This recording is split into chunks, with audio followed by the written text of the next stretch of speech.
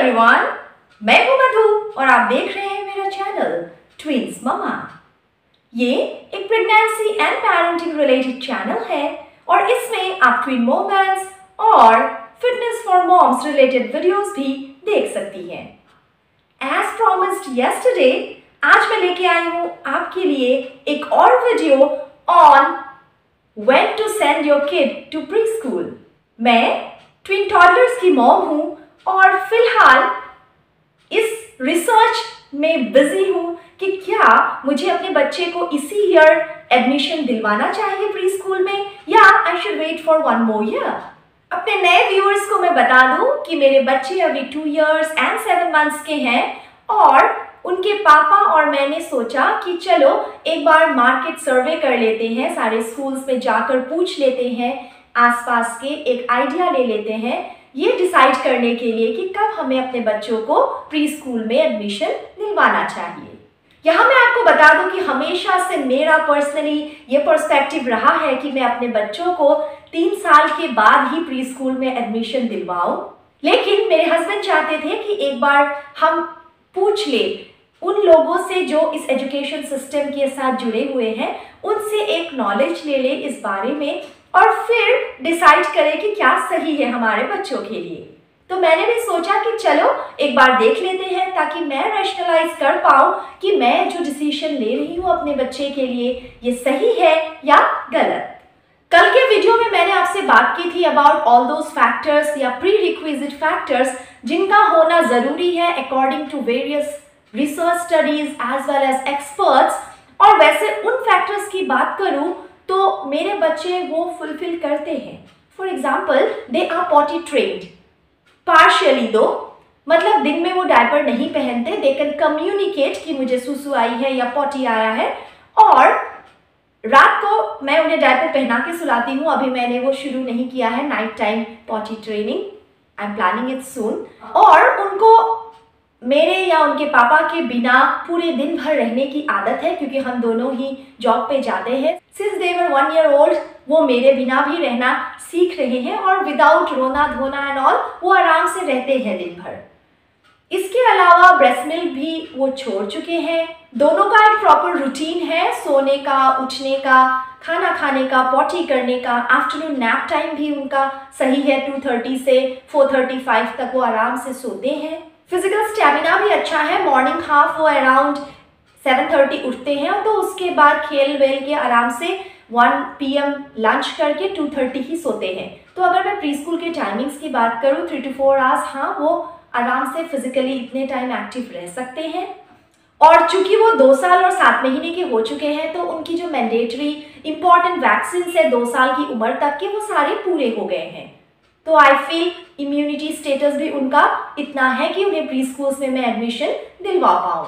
लेकिन अब क्वेश्चन ये है कि क्या मैं और अदर हम एज पेरेंट्स उन्हें प्री स्कूल भेजना चाहते हैं? अगर चाहते हैं तो what is the factor behind that? जैसा मैंने अभी इन प्री स्कूल्स में देखा है, 1.5 से 2.5 साल के बीच भी बच्चे प्री स्कूल में रहते हैं। इसकी वजह ये है कि वो जो प्रॉपर एजुकेशन सिस्टम है उसमें अभी उन्होंने एंट्री नहीं ली। उनको सो कॉल्ड प्ले ग्रुप में रखा जाता है और पेरेंट्स इसलिए ये प्रेफर करते हैं क्योंकि दोनों पेरेंट वर्किंग होते हैं, तो घर पे उनके पास सपोर्ट सिस्टम नहीं होता और उनको अपने बच्चे के केयर के लिए कुछ ऐसी जगह की ज़रूरत होती है जो सेफ हो। उस तरीके से प्ले स्कूल में आप अपने बच्चे को अगर डाल रहे हैं 3 hours के लिए और उसके बाद क्रैच फैसिलिटी है तो ये अच्छी ऑप्शन है। यहाँ पे मैं आपको बता दूं कि मेरे घर पे अच्छा सपोर्ट सिस्टम है, मेरी सास हमारे साथ रहती है, हमारे पास बेबी सिटर है, तो ये प्रॉब्लम हमारी नहीं है। और उसके अलावा मैं बाय 3:30 घर आ जाती हूँ। तो सारे प्री स्कूल्स में बात करने के बाद मुझे बताया गया कि 2.5 years is the right time जब मैं उन्हें प्ले ग्रुप में डाल सकती हूँ। और मुझे नहीं लगता कि प्ले ग्रुप में डालने की जो रीजंस होते हैं पेरेंट्स के, वैसा कुछ रीजन मेरे पास है अभी। एक प्री स्कूल में मुझे कहा गया कि चूंकि आपके बच्चे अभी ABCD बोल लेते हैं, 1 2 3 4 20 तक बोल लेते हैं, वो A to Z बोल लेते हैं, A for apple B for ball करके भी काफ़ी चीज़ों का इंग्लिश और असमीज़ में आइडेंटिफिकेशन कर लेते हैं, कम्युनिकेशन प्रॉपरली अपने मदर टंग जो कि हम असमीज बोलते हैं घर पे उसमें बोल लेते हैं। हाँ, उनकी जो स्पीच है वो क्रिस्प एंड क्लियर अभी नहीं है, बहुत सारे प्रोनाउंसिएशन मिस्टेक्स हैं, बट वो आई गेस टाइम के साथ ही सुधर जाएगा और स्पीच माइलस्टोन्स के हिसाब से ये फिलहाल सही है। इसके अलावा बच्चे 6 से 8 राइम्स बोल लेते हैं असमीज और इंग्लिश के, हिंदी के भी कुछ 1-2 बोलते हैं बट उनकी प्रोनाउंसिएशन अभी इतनी सही नहीं है हिंदी की। इसके अलावा बिल्डिंग ब्लॉक्स हो, ट्राईसाइकिल चलाना हो या फिर दौड़ना, खेलना, क्लाइंब करना या फिर क्रेयॉन से वॉल में उन्होंने कैसे कलाकारी की है ये सब तो मैंने आपको दिखाया ही हुआ है।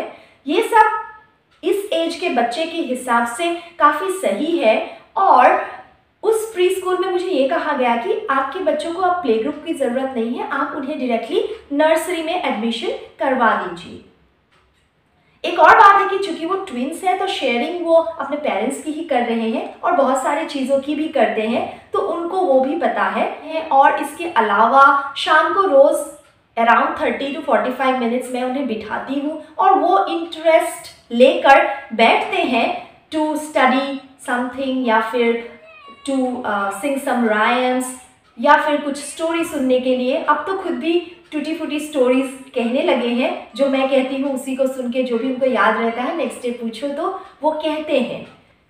तो एक प्री स्कूल में मुझे ये समझाया काउंसलर ने कि अगर आपके बच्चे इतनी सारी एक्टिविटीज़ घर पे कर रहे हैं और चूंकि ट्विंस है तो उनको अपने एज के बच्चे के साथ इंटरेक्शन ऑलरेडी मिल रहा है तो उनको एज सच प्ले ग्रुप में देने का कोई एक्स्ट्रा फ़ायदा आपको नहीं होगा, तो आप उन्हें डायरेक्टली नर्सरी में एडमिशन दिलवा सकती हैं। इससे उनके एकेडमिक स्किल्स में बढ़ोतरी होगी, उनको शायद क्रेयॉन से कुछ अच्छी तरीके से ड्रॉ करना आएगा या फिर वो अल्फ़ाबेट्स एंड कुछ वर्ड्स एंड ऑल कुछ ज़्यादा सीखेंगे, हिंदी सीखेंगे, एक नया लैंग्वेज, इस तरीके के कुछ पॉइंट्स काउंसलर ने बताए। तो me and my husband were very convinced कि हाँ ये तो सही है। इसके साथ साथ since they are covid time babies, मतलब जब से उनकी बर्थ हुई है तब से अभी तक कोविड ही चल रहा था, तो चलो अच्छा रहेगा, वो थोड़ा बाहर भी जाएंगे, सोशल स्किल्स की भी बढ़ोतरी होगी और कुछ नए प्लेइंग टॉय, स्लाइड्स एंड वगैरह में खेलेंगे तो उनकी फिजिकल एक्टिविटी भी ज़्यादा होगी, अच्छे से थकेंगे तो सोएंगे। इस तरीके के कुछ डिस्कशंस हमने किए। बट पोस्ट दैट मेरी एक कलीग और मेरे हस्बैंड के एक फ्रेंड से जब हमने बात की जिनके बच्चे अभी 5.5 इयर्स के ऊपर के हैं और वो लोग अभी ये रिसर्च में जुड़े हुए हैं कि बच्चे को क्लास 1 में एडमिशन दिलवाना है या वो दिलवा रहे हैं, तो इस प्रोसेस में उस फ्रेंड ने मेरे हस्बैंड को बताया कि उनके बच्चे को बहुत सारे एंट्रेंस एग्जाम्स में बैठने नहीं दिया गया because he was not 6 years old as on 1st April 2022 और इसकी वजह से उनको बच्चे को एक प्राइवेट स्कूल में दाखिला दिलवाना पड़ा क्योंकि उनके पास ऑप्शन से काफ़ी कम रह गए थे। मेरी कलीग ने मुझे बताया क्योंकि उनके बच्चे का एज अभी 5 years and 7 months है तो उनको भी एंट्रेंस क्लियर करने के बाद भी एडमिशन नहीं दिया, ये कह के कि आप नेक्स्ट ईयर फिर से ट्राई कर लीजिएगा और इसकी वजह से वो अपने बच्चे को फिर से अपर केजी में भेज रही है क्योंकि अब बच्चे को आदत हो गई है रोज़ स्कूल जाने की, वो घर पे रहने को तैयार नहीं और वो स्कूल जाता है तो उसे वो सारी सेम एक्टिविटीज़ फिर से करवाई जाती है जो वो ऑलरेडी 1 year कर चुका है, तो the baby is frustrated both ways. अब जब इस पॉइंट पे गौर किया हमने और मैंने कैलकुलेट किया लिटरली पेन एंड पेपर लेके, तो मैंने ये पाया कि अभी 2 years and 7 months में अगर मैं अपने बच्चे को नर्सरी में डालती हूँ तो LKG में एडमिशन के वक्त उनका एज हो जाएगा 3 years and 7 months और अपर KG में 4 years and 7 months। तो जब तक उनके क्लास 1 के एडमिशन का टाइम आएगा उनका एज होगा 5 years and 7 months। मतलब बहुत सारे ऐसे स्कूल्स होंगे जो उन्हें क्लास 1 के लिए एलिजिबल नहीं मानेंगे, तो हमारे पास भी बहुत कम ऑप्शंस रह जाएंगे क्योंकि हमें ऐसे स्कूल्स ढूंढने पड़ेंगे जो बच्चे को 6 साल से नीचे भी अलाउ करते हैं क्लास 1 के लिए। तो हमने अब इन सारे फैक्टर्स को ध्यान में रखकर ये डिसाइड किया कि हम बच्चों को इस साल नहीं बल्कि अगले साल नर्सरी में एडमिशन दिलवाएंगे। प्ले ग्रुप में भेजने का हमारा कोई इरादा नहीं है।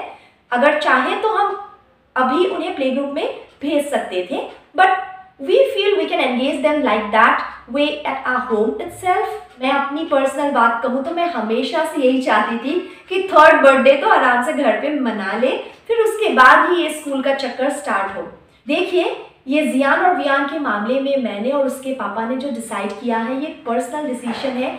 हो सकता है आप मेरी इस बात से अग्री ना करें, बट मैंने एक रिसर्च आर्टिकल में रिसेंटली पढ़ा, national institute of child health and human development नामक एक संस्था ने अपने अध्ययन में ये पाया है कि बच्चे अपना बेस्ट तभी देते हैं जब उनके साथ कोई होता है जो जेन्युइनली उनकी केयर करता है, उनके डेवलपमेंट एंड वेलबींग का ख्याल रखता है और उनकी उम्र के अनुसार विभिन्न एक्टिविटीज में उनको एंगेज करवाता है। और ये घर पे भी करवाया जा सकता है, नॉट नेसेसरी कि आप उनको किसी ऑर्गेनाइज प्री स्कूल में ही ये करवाएं। सो ऐसे कुछ रिसर्च आर्टिकल्स पढ़ने के बाद I was satisfied about the decision which we took for our toddlers. अंत में मैं आप सबसे बस ये कहूँगी कि हमने जो अपने ट्विन टॉडलर्स के लिए डिसाइड किया है कि उनको हम 2.5 साल की उम्र में प्ले ग्रुप में नहीं एडमिशन दिलवाना चाहते, प्री स्कूल हम उन्हें नेक्स्ट ईयर भेजेंगे डायरेक्टली नर्सरी में। ये इसलिए क्योंकि मुझे लगता है कि मैं घर पे उन्हें इतना क्वालिटी टाइम खुद दे पाऊंगी और उनके साथ टाइम स्पेंड करके उन्हें एज स्पेसिफिक एक्टिविटीज़ में बिजी रख पाऊंगी, ताकि उनका एक जो नॉर्मल वेलबींग एंड डेवलपमेंट का प्रोसेस है वो सही तरीके से चलता रहे। आपके लिए भी कोई हार्ड एंड फास्ट रूल नहीं है कि आप बच्चे को भेजें स्कूल या ना भेजें। अगर आपका जॉब भी मेरी तरह है जिसमें आप बाय 4 PM घर पे आ जाती हैं और उसके बाद जो भी मैं प्राइवेट प्रैक्टिस करती हूँ that is at my will. So अगर मैं चाहूँ तो करूँ, ना चाहूँ तो ना करूँ। अगर ऐसे कुछ फ्लेक्सिबल ऑप्शंस आपके पास हैं तो आप भी मेरी तरह बच्चों को 1 और साल घर पे रख सकती हैं। अगर आप बहुत ही बिजी हैं तो प्ले स्कूल का लेवरेज लेने में भी कोई गलत बात नहीं है। Actually what I feel is गलत सही का कोई प्रश्न ही नहीं आता यहाँ पे। मतलब 3 साल से 3.5 साल की उम्र के आसपास आपको अपने बेबी को स्कूल भेजना ही है, I mean pre school, that is by default. तो 2 से 3 साल की उम्र में आप क्या करना चाहते हैं? बच्चे को प्ले ग्रुप में डालना चाहते हैं या अपने पास घर पे ही कुछ एक्टिविटीज करवाना चाहते हैं? ये टोटली डिपेंड करेगा आप पे और आपके बेबी पे। मतलब आपको क्या सूट करता है। तो आप किसी और का सुन के ये डिसीजन ना लें, जो आपको और आपके बच्चे को सूट करता है वही करें। मैंने जो आपको अपना ये पर्सपेक्टिव पूरा बताया है, इस पूरे थॉट प्रोसेस से लेकर प्री स्कूल सर्च से लेकर कैसे मैं इस डिसीजन तक पहुंची इस बारे में, ये इसलिए क्योंकि मुझे लगा मेरे पर्सपेक्टिव को सुनकर शायद आपको भी कुछ अलग अलग एंगल से सोचने में हेल्प मिल जाए। इसी तरीके से मैंने भी अपने कुछ फ्रेंड्स से, कुछ सीनियर्स से इस बारे में चर्चा की है और सब कुछ रैशनलाइज करके कुछ थियोरी, कुछ एक्सपर्ट्स की राय और कुछ रिसर्च आर्टिकल्स को भी ध्यान में रखते हुए मैंने ये डिसीजन अपने बच्चों की बेहतरी के लिए लिया है। तो आई होप ऐसे ही पेरेंटिंग और प्रेगनेंसी टॉपिक्स को देखने के लिए आप मेरे चैनल को सब्सक्राइब ज़रूर करेंगे और लाइक, शेयर एंड कमेंट भी ज़रूर कीजिए। मैं जानना चाहूँगी कि आपका पर्सपेक्टिव क्या है इस पूरे मामले में। Thank you so much for watching my video. See you soon. Till then, take care.